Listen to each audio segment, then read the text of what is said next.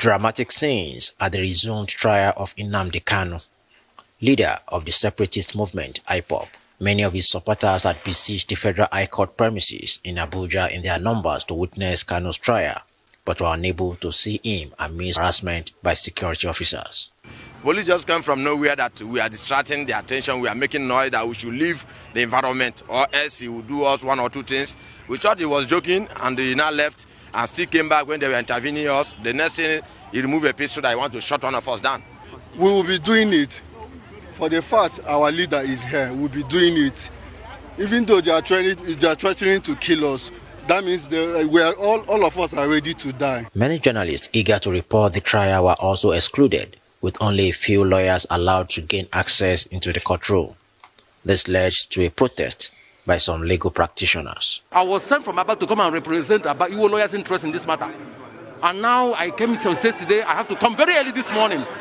Very serious scrutiny at the gates before we had access to come to inside this court. Now we're inside this court. Now allow us access to the court hall is a problem.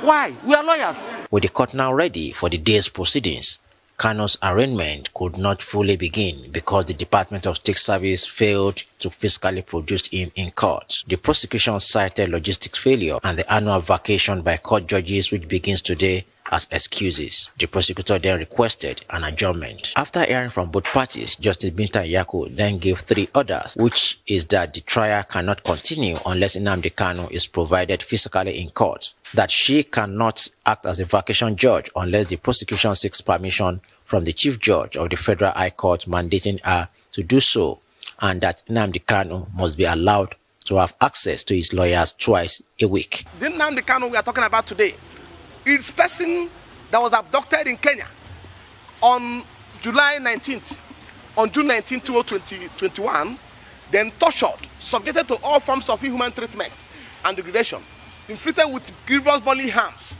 which is still in his body today. So after spending 8 days, after subjecting him to all sorts of torture, then he was handed over to Nigerian security agents 8 days after. So on the 29th, they brought him to court. So what I'm saying is that we are talking about gross violation of Geneva Convention Protocol, which agreement Nigeria entered into in 2001. This is very fundamental. Indeed, I can only say I'm disappointed. I thought I was going to see Nnamdi Kanu as certified that he's alive and breathing. But as it is now, we wait. Are you worried that you can't see Nnamdi Kanu? Why not? It's my son. Of course. And whatever situation, he is my son. And I don't know what they did to him in Kenya and what I do to him now here in Nigeria. Now it has been adjourned to October 21, and we are still saying we have never seen Mazi Nnamdi Kanu. Is he dead or alive?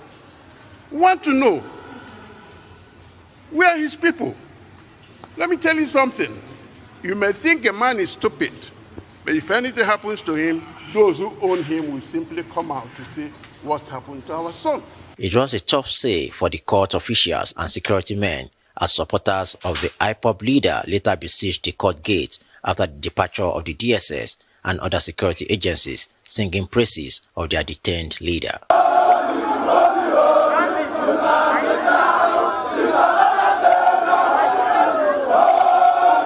Sunji Olanipekun, Arise News.